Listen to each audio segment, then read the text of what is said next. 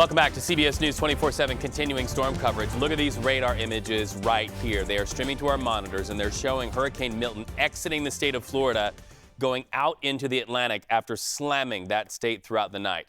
Milton brought the promised storm surge, and that means this: severe flooding. This is video just to our monitors showing how people in Clearwater had to be pulled out by boat at an apartment complex this morning. Usually, underneath that water, people walk on sidewalks, down staircases. Now, they're stepping down those staircases into a rescue boat. Catastrophic winds also hit and hit hard. Look at this. This is the home of MLB's Tampa Bay Rays. No roof this morning and wet. The stadium helped to shelter thousands of first responders as they got ready to respond, but they had to move. Luckily, those National Guard members who planned to sleep there, by the way, by thousands on cots that we had shown you that were set up, they had to pick up those cots and get out as the roof peeled off. And then look at this. A mobile home community flooded, and that is where we find CBS News national correspondent Manuel Bojorquez. You can see the flooding here in this mobile home community just outside the city limits of Orlando in Orange County, where deputies responded earlier to reports of chest-deep water in some spots. And in fact, right now, you may be able to make out those mailboxes back there to give you a sense of just how high the water is. Despite the fact that deputies came out here before the sun was up and tried to rescue people, they said the residents of this area did not want to leave their homes. And in fact, this morning, once the sun came up, we saw people actually walk all the way through it to a home back there, unsure if it's their home or if they were just going to check on a relative. So that's the ongoing flooding situation in this one particular pocket of Orange County. In downtown Orlando overnight, hazards were created like fallen trees, fallen power lines, of course, power outages, and traffic lights that came down as well. The rain continues to fall here in Orlando, so at this point, there's no telling when this water may start to recede. All right, let's take a quick look at the story of this storm. It's been impressive for a lot of reasons for the meteorologists that have been forecasting it. It went from a Category 1 to a Category 5 within just 18 hours. And by the time it made landfall into the overnight hours last night, it was at a Category 3 status as it swept throughout the state of Florida, causing so much devastation. Tornado outbreaks well ahead of that storm as it swept throughout those communities. And now it's at a Category 1 status well offshore of Florida. And here's where it's at right now. Taking a look behind me, Hurricane Milton still at 80 miles per hour in the center, allowing for it to stay at hurricane status at a Category 1 for the time being. It's moving to the northeast just around 20 miles per hour as it starts to break apart and decay back into the Atlantic, but still those showers are impacting communities anywhere from Daytona Beach all the way up along Georgia and the Carolinas too. It's at a Category 1 status. There's hurricane warnings still in effect just offshore of Daytona Beach and Jacksonville. There's tropical storm warnings still in effect right now in those inland areas as they're dealing with some breezy conditions as it continues to track off into the east. Here's where it's at as we head into the overnight hours tonight, continuing that cyclone formation for just a little bit longer, but it starts to decay as it continues to head directly in that east direction. Now, here's Futurecast showing just light showers along that coastline from Georgia down into the all the portions, throughout Flagler County up into Duval County. Storm totals anywhere up to around 18 inches happened just into St. Petersburg. Zephyr Hills got up to around 14 inches of rain throughout an 18-hour period. As this continues to track offshore, we'll see those lingering showers, winds moving in from the north anywhere up to around 18 to 25 miles per hour along that shoreline. But Reed, it has been a devastating storm and a strong storm at that into those overnight hours as many people are still without power right now. That's why planning and response are so important, and we're seeing that, so much of that. Jess, thank you so much. Let's talk about planning and response. We are looking live right now at Washington, D.C. We're waiting the White House Press Secretary Karine Jean-Pierre to step to that microphone and give an update on the national response, the response from the Biden administration to communities tore apart in Florida. Also, keep in mind many other states devastated still by Hurricane Helene. What that joint response will be when we come back.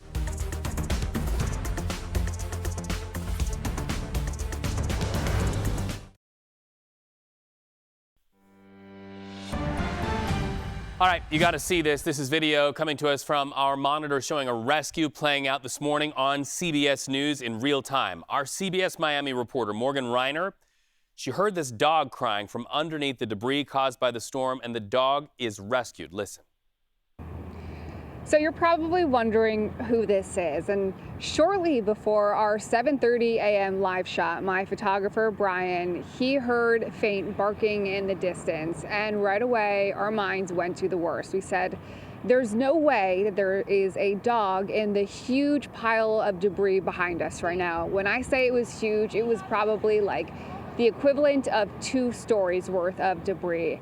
So even though we were about 2 minutes away from our 7:30 live shot, we decided Benji was more important. So we ran to the pile of debris, we started searching, and then one of the neighbors came over, and the neighbor says he knows Benji, he knew exactly what he was looking for. So the neighbor started calling Benji's name, and Benji recognized the neighbor's voice. So when I say 30 seconds before my live shot, we got Benji out of the pile of debris, I mean, it was within seconds. I have taken care of him since. He's now wrapped in a blanket. He has had water. I'm gonna go through my bag of hurricane snacks and see if there's anything dog friendly in there. So that's the good news. Benji is okay. The bad news is that that pile of debris belonged to the home where his parents lived. And neighbors told me that they did not make it through the tornadoes. Unfortunately, the sheriff's office told us that they had to continue doing search and rescue efforts throughout the community, so they blocked it off to everyone other than those who live there, which is why we are now standing just outside of the community.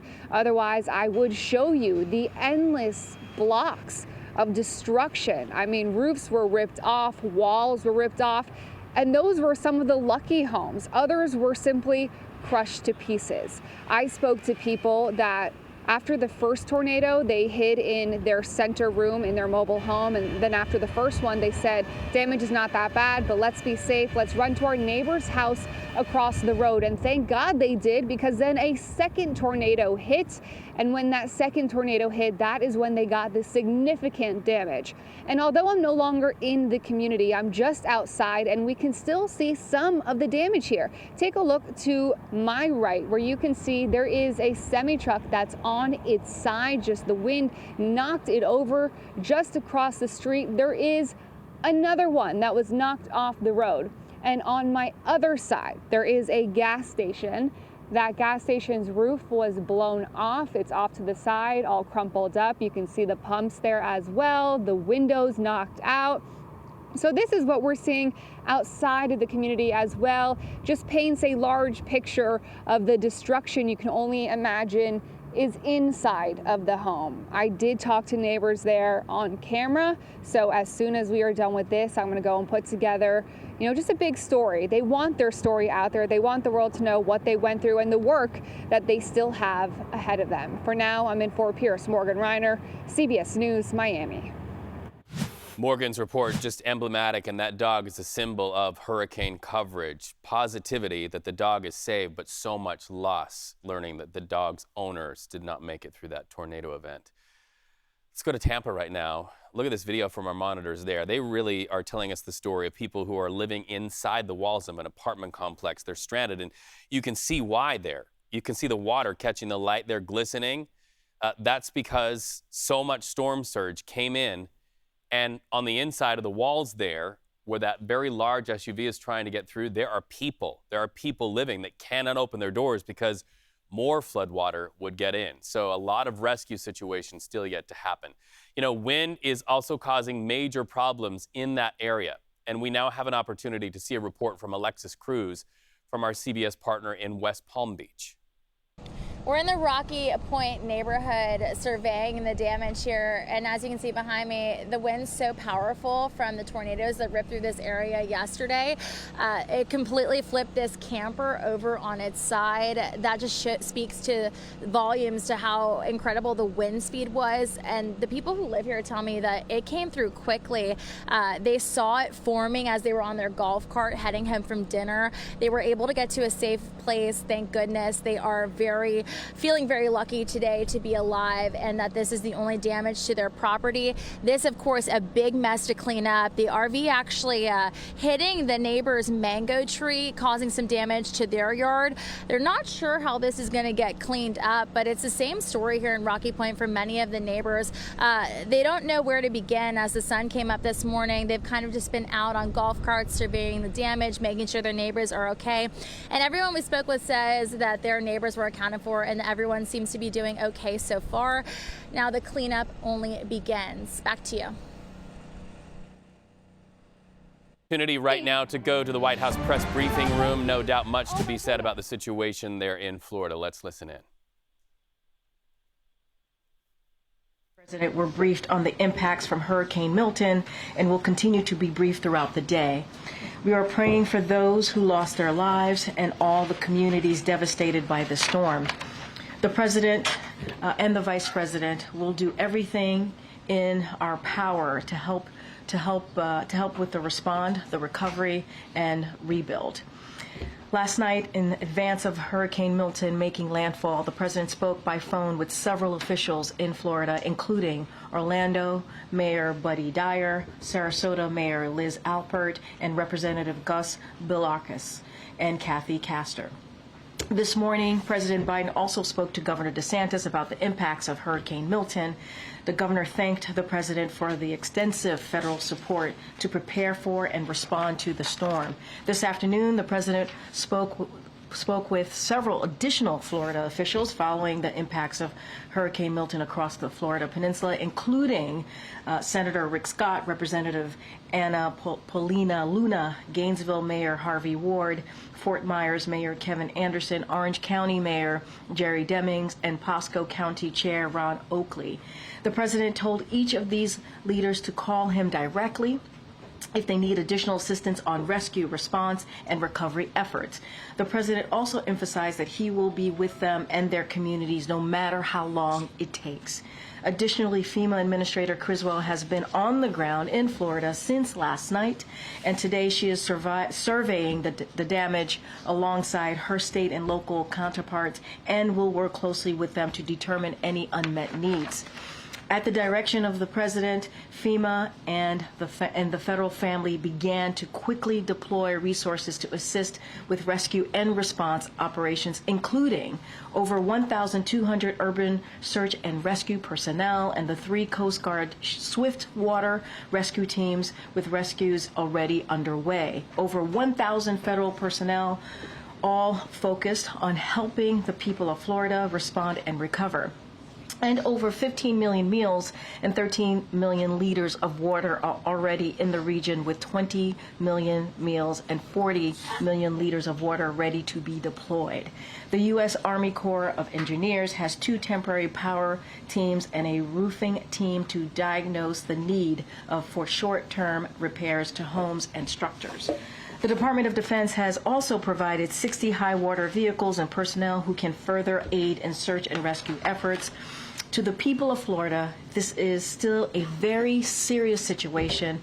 Please remain vigilant. Listen to local officials. As the president has said, we will be here for you as long as it takes. Now, as you all know, this is an ongoing response, and we are getting information in real time. We're very grateful that we have the Secretary of Homeland Security, Mayorkas here, who is on the ground, here virtually obviously, who's on the ground in North Carolina surveying the damage and helping with response to Hurricane Helene. Regarding Hurricane Milton, we won't have all of the answers right now, but we want to provide as much information as we can. And so with that, I will turn it over to the Homeland Secretary and Homeland Security Secretary. Thank you so much again for joining us, sir. The floor is yours. Thank you, Rena. Good afternoon. Can everybody hear me? Yep. Thank you. So I am currently joining you from North Carolina, where I've been meeting with our extraordinary FEMA personnel and federal, state, and local partners on the ground about Hurricane Helene's devastating impact and the progress we are making in our work to help North Carolina communities and aid in their recovery. Before I share an update on the situation here in North Carolina, I'll provide you an update on Hurricane Milton, which last night made landfall as a Category 3 storm near Siesta Key, Florida, following a day of heavy rain and at least 27 tornado touchdowns. Our hearts break for the Floridians who have lost so much. I was briefed earlier by FEMA Administrator Criswell, who's on the ground in Florida, as Karine noted, along with more than 1,000 FEMA personnel. There is significant water and wind damage across central Florida. As of this morning, over 3 million customers are without power. Structures have been severely damaged or collapsed. And tragically, we know that lives have been lost. We are praying for them and their loved ones. Right now, search and rescue is our highest priority, and we are also praying for those who are unaccounted for and for their safe return. It is very significant that many followed local guidance and evacuated ahead of landfall. We cannot minimize the impact of that. It is imperative that everyone continues to follow the direction of local officials. Milton may have passed, but the danger it poses has not. Downed power lines, flood waters, non-potable drinking water, and debris are creating deadly conditions. Keep listening to local officials and shelter in place until it is safe, if told to do so. Only use generators when and where it is safe to do so. People can find more tips on staying safe after a storm on the FEMA app or by visiting ready.gov. In the lead up to Milton, our administration made robust preparations for the storm. President Biden approved emergency declarations for the state of Florida and for the Seminole tribe of Florida days before the storm made landfall to provide full federal support for the response. We pre-positioned supplies, including food and water, 20 helicopters, 60 Department of Defense high water vehicles with ladders, 1,300 U.S. Coast Guard personnel, and 1,400 urban search and rescue team members across Florida in anticipation of the storm, and staged hundreds of ambulances to assist in the transport of hospitalized patients. Today, FEMA is joining the state to begin damage assessments to ensure Floridians have what they need. FEMA and our federal partners, including the Department of Defense and the United States Coast Guard, are already working closely to support the state of Florida in a comprehensive, coordinated response to the storm. To reiterate President Biden's message yesterday, every available resource is being deployed as fast as possible to impacted communities, and we will not leave until the work is done. The same is true for communities devastated by Hurricane Helene, including here in North Carolina. President Biden and Vice President Harris were here last week, as was I, and we will continue to support impacted communities and first responders on the ground. More than 10,000 federal staff are on the ground supporting Helene and Milton response efforts across the Southeast. Since Helene first made landfall, urban search and rescue teams have rescued over 4,300 people. From a peak of 5.1 million customers without power, we have helped restore power for more than 5 million of them. And we are restoring more every day. We have helped quickly restore cell phone service across the region. At its peak, 3.4 million customers were without service. We have restored service now to more than 3.2 million of them. We have delivered more than 17.2 million meals and more than 13.9 million liters of water. We have helped get over $350 million in assistance out to Helene survivors, with millions more going out every day. All this and much more. These first responders and their state and local partners are doing truly heroic work in extremely difficult circumstances. We are all immensely grateful for their extraordinary, selfless service. The weeks since Hurricane Helene first made landfall have been devastating and difficult. But I want to be clear. We have the capability and the capacity to respond to and recover from multiple simultaneous disasters. No resources needed for Hurricane Helene response will be diverted to respond to Hurricane Milton. We have made it clear we will be there for every impacted community every step of the way. Thank you. Go ahead, Kayla. Thank you so much. Mr. Secretary, this is Kayla Tauchi from CNN. President Biden indicated that FEMA and the Department of Defense would have enough money to get through their immediate needs in this recovery phase. I'm wondering, after your early assessments of the damage from Hurricane Milton, now coupled with the damage from Hurricane Helene, do you still believe that to be the case? Yes, I do. We have the resources to respond to the immediate needs of individuals impacted by Hurricane Helene and Hurricane Milton and the associated, it's very important to remember, the tornadoes associated with the hurricane. That being said, we will need additional funds, and we implore Congress, when it returns, to in fact fund FEMA as is needed. If I could, just a quick follow-up. You said on CNN yesterday that some of the misinformation that had been perpetuated around these storms was already beginning to have an impact on individuals either applying or deciding not to apply for government relief. Can you elaborate on what exactly you're seeing and what exactly you determined to be the cause of that? So let me repeat that in fact the false information that is being spread deliberately does have a real life impact on survivors, and it is also demoralizing for those heroic individuals who are risking their lives in the service of others. Let me give you one example. There is false information that federal employees who are there to help people will actually take their land. And what we have seen is people reticent, reluctant to access the relief to which they are entitled and which will help them because of the fear that that false information has instilled in them. Good, Mary. That is just one example. Thank you, Mr. Secretary. Mary Bruce with ABC. Another question on misinformation. We've seen reports that some FEMA officials, including the administrator, are being doxxed and targeted online in the wake of these hurricanes. Are you concerned that individuals involved in the recovery effort are being threatened online? We most certainly are. We are seeing horrific hate speech of all types propagated on online platforms. That deplorable speech has an impact on people's lives, and it is also a motivating force for people to do harm. And it has got to stop.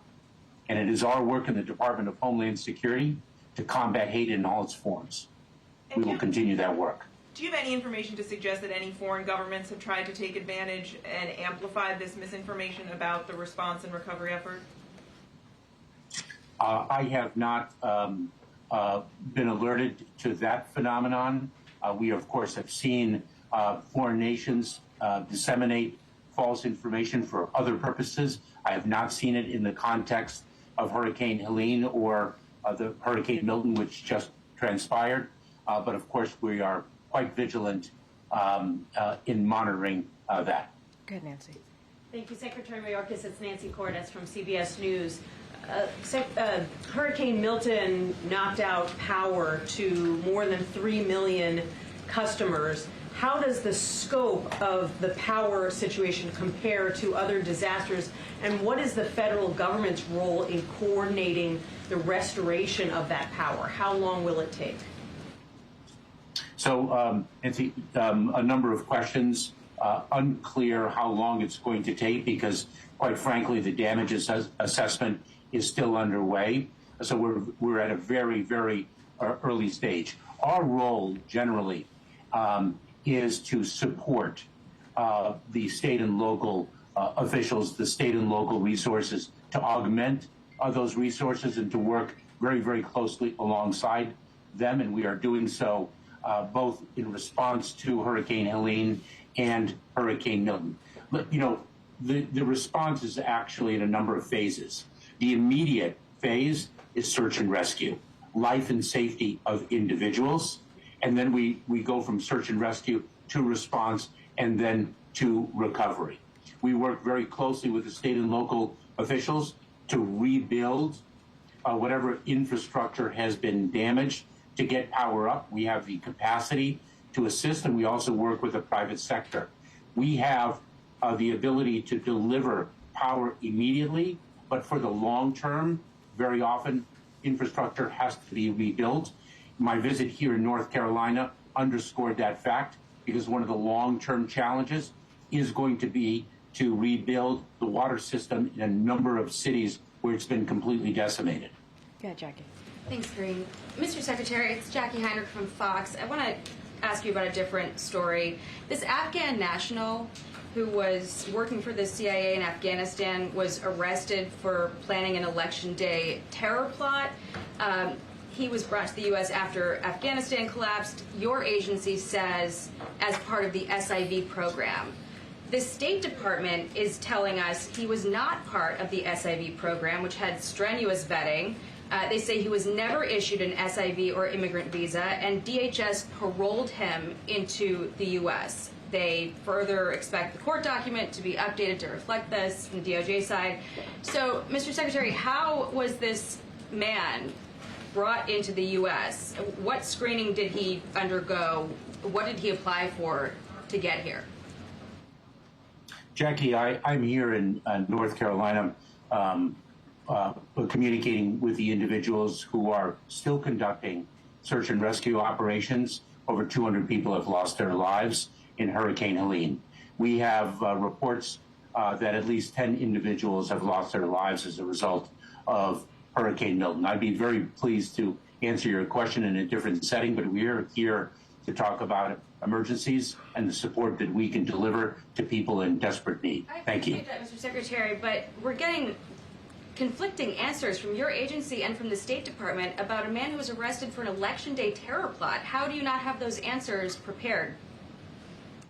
Oh, Jackie, that's not what I said. What I said is I'd be pleased to discuss this issue at a different time, but I am here to speak about disasters that have impacted people's lives in real time, and that is a subject that I'm addressing today. Mr. Secretary, can you assure people that appropriate steps have been taken to secure the country against these kinds of threats? Because the outstanding question is whether this man was radicalized before the U.S. government brought him here or afterward.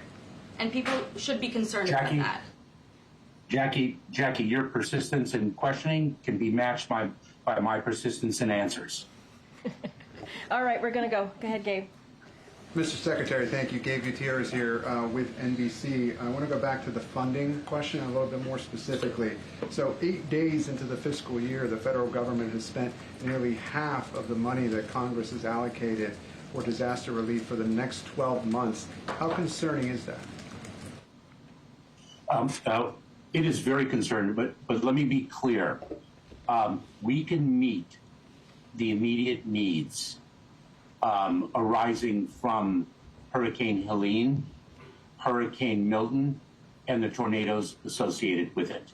When Congress returns, we will need them to act swiftly to appropriately fund the disaster relief fund upon which FEMA relies to deliver assistance to people after extreme weather events. And so we can meet the immediate needs. We will need funding very rapidly. What if there's another disaster next week? We are working on a continuing resolution. That is not stable footing for the work that we do in disaster response. And so that is why I underscore the need for Congress to act swiftly upon its return. Go ahead, Michael. Thank you, Green. Mr. Secretary, Michael Wilner with McClatchy.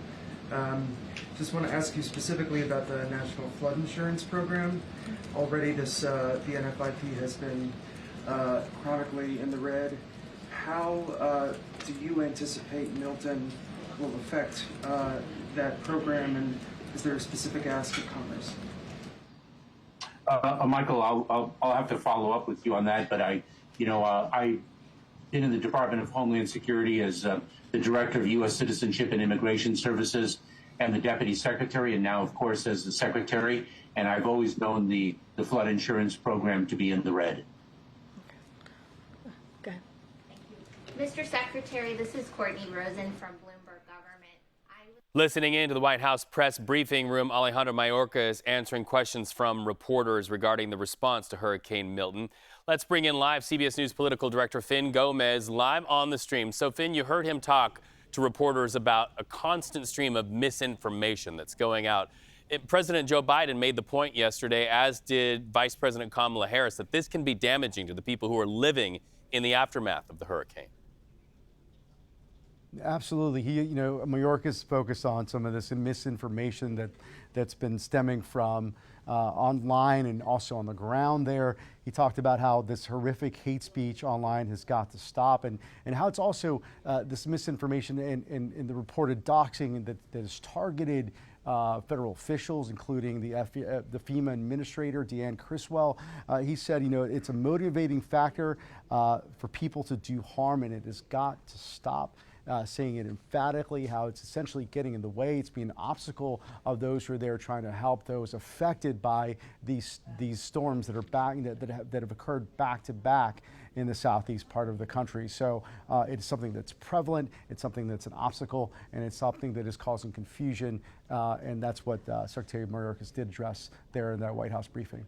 Yeah, some of that misinformation, the president said things like FEMA will come in and seize your property. Not true, says the president of the United States. You'll only get $750. Right. Also not true, says the president of the United States. So a lot of focus on this misinformation, and you can imagine what it's like if you're living on the ground with some of the damage that we're seeing on our screens. To get that misinformation, how disheartening it would be. Another question, this just in, and we ask you because you are a political director here. The Harris campaign accepted CNN's invitation to hold a live town hall on October 23rd. What do we know about that? Well, I think this comes on the heels of Donald Trump saying that he would not participate in three offers of presidential debates this October. He has said emphatically he does not want to, participate anymore because the voting has started. I think there are over at least, about 29 states that are currently underway in their voting processes, in their early voting processes. But he has used that as the reason for not doing any more debates, while we have seen Vice President Harris sort of uptick or increase her amount of media opportunities this past week. We, of course, on 60 Minutes, also, on Late Show with Stephen Colbert, and also on some podcasts. And I think this is part of it. It is also used as a strategy, I know from speaking to Democrats close to Harris's campaign, to sort of antagonize Trump and his campaign by saying, hey, we're not afraid to show up. Why don't you?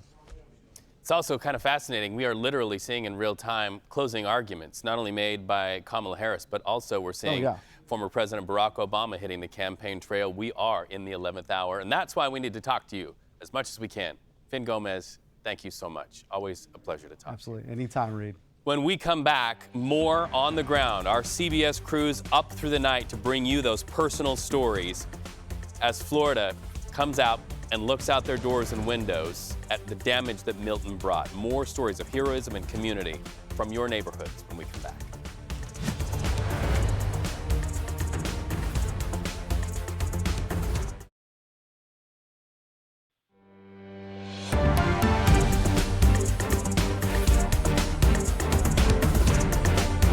When we see it, you see it. That's what we do here on CBS News 24/7. This just in, the Justice Department announced major felony charges against TD Bank. So listen up if you are one of their clients. The company agreeing to plead guilty for money laundering charges and violating the Bank Secrecy Act. Attorney General Merrick Garland outlined the plea agreement during a news conference just moments ago. We wanted to let you hear it. Good afternoon, everyone. Before we get started, I want to extend my sympathy to the millions of Americans who've had their lives turned upside down by Hurricane Milton and Hurricane Helene. I know I speak for all of us in expressing my gratitude to the first responders on the ground who are carrying out rescue missions. And I want to thank all the volunteers who are helping their neighbors get through these storms. And now to the subject of today's announcement. Today, TD Bank pled guilty to multiple felonies including conspiring to violate the Bank Secrecy Act and commit money laundering. TD Bank has also agreed to a $1.8 billion criminal penalty. Combined with civil enforcement actions announced today by other agencies, the United States will be imposing a total of approximately $3 billion against TD Bank. TD Bank created an environment that allowed financial crime to flourish. By making its services convenient for criminals, it became one. Today, TD Bank became the largest bank in U.S. history to plead guilty to Bank Secrecy Act program failures and the first bank in history to plead guilty to conspiracy to commit money laundering. This is also the largest ever penalty under the Bank Secrecy Act and the first time the Justice Department has assessed a daily fine against a bank. As part of the plea agreement, TD Bank will fundamentally restructure its corporate compliant program at its U.S.-based bank, which is the 10th largest in the United States. The bank has also agreed to the imposition of a 3-year monitorship and a 5-year term of probation.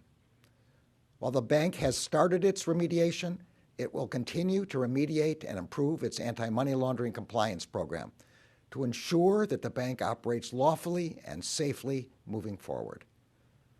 In addition to obtaining today's corporate felony pleas, the Justice Department has also prosecuted 24 individuals for their involvement in money laundering schemes that moved over $670 million in illicit funds through TD Bank accounts. So far, the Justice Department has charged 2 TD Bank employees for their involvement in one of these schemes.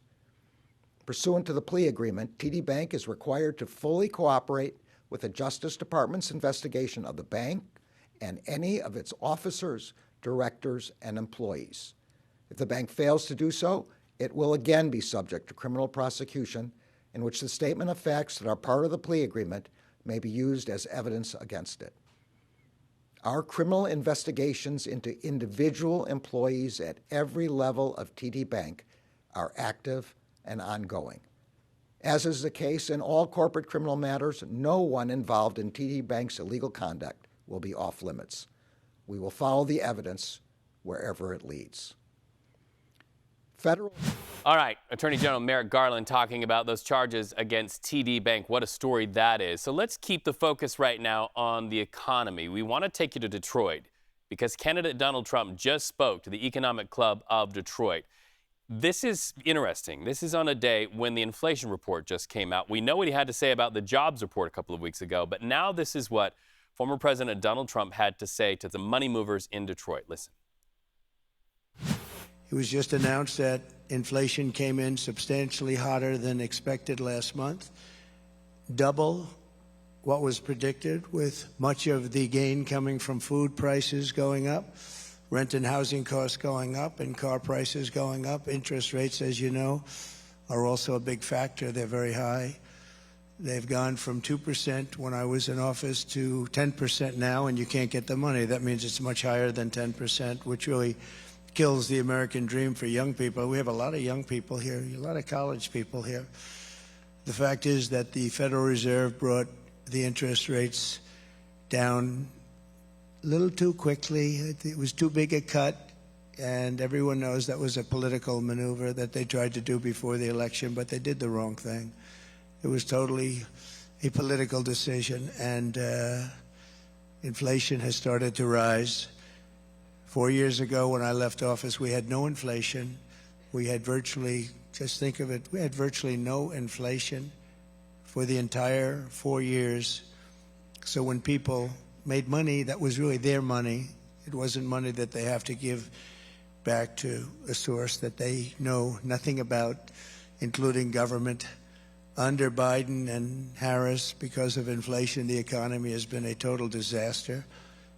But Kamala says that she can't think of one thing that she would do differently. She said that 2 days ago in a very unfortunate interview for her.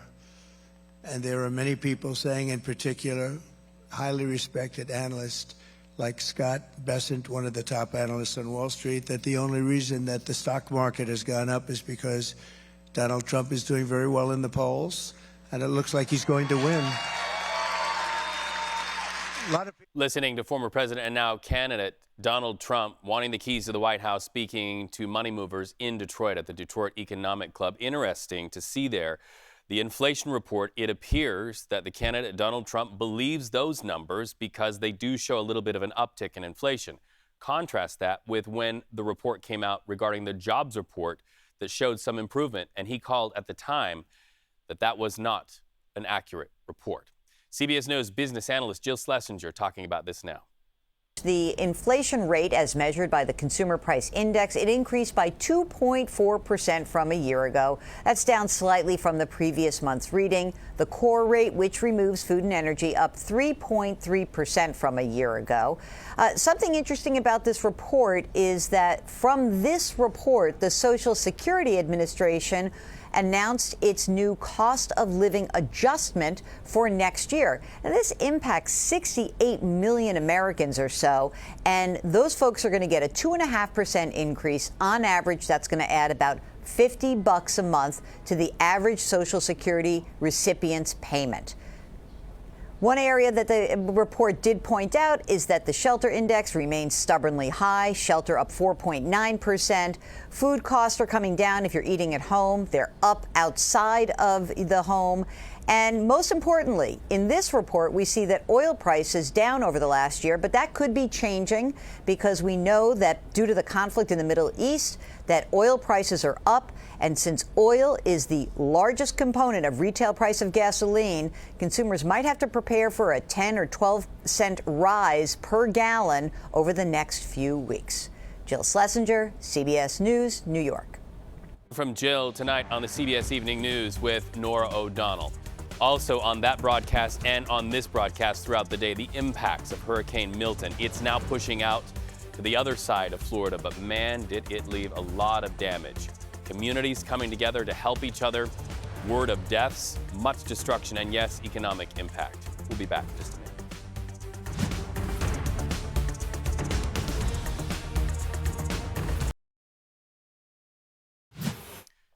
CBS News 24/7 continuing storm coverage. Florida taking a direct hit from Hurricane Milton.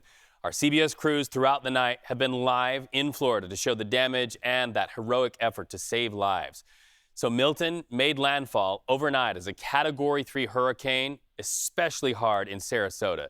Hurricane weakened then to a Category 1. It cut right through the state. At this moment, now it's a hero story.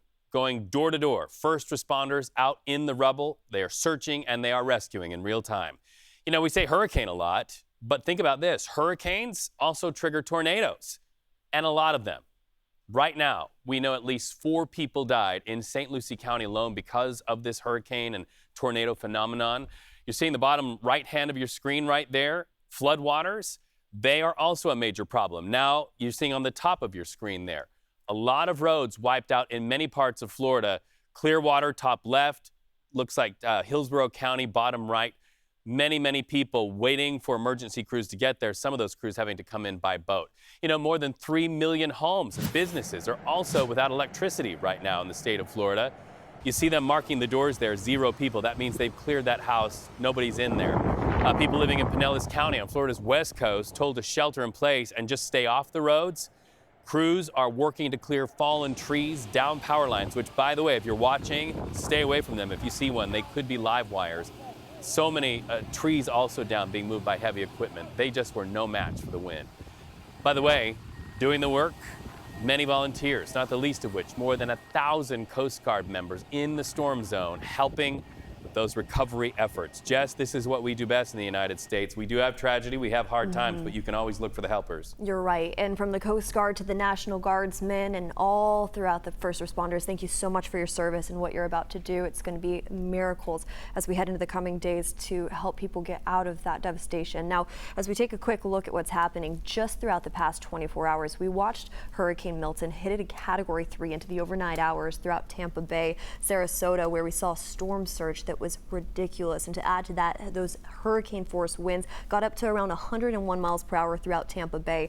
As that storm continues to move its way off into the east, now it's starting to decay quick, no longer at a hurricane status. Here's where it's currently at. Max sustained winds at 75 miles per hour just offshore of the Carolinas, stretching down into Georgia too. It's post-tropical cyclone Milton officially, with max sustained winds at 75 miles per hour as it continues to decay and move offshore. So we keep a close eye on those communities throughout the Outer Banks as they're starting to see some of those heavier pockets of rain stretched all throughout that region. And as we take a look at the system still offshore of Daytona Beach, hurricane warnings remain in effect issued by the National Weather Service, as well as tropical storm warnings just along that shoreline from Jacksonville and Duval County, stretching all the way down into Daytona Beach. Flagler County communities have been dealing with heavy rain and winds all morning long, and now that system continues to track offshore, clearing up into the overnight hours tonight. Now, there's a couple things I want to mention with this system, specifically storm totals. This has been impressive. Throughout 12 hours, St. Petersburg received over 18 inches of rain. We'll continue to keep a close eye on this as we head into the coming days, but for now, over to you, Reed. All right, Jess, thank you so much. Let's move on the map to New York. Disgraced movie mogul Sean Diddy Combs will make his first appearance before a judge.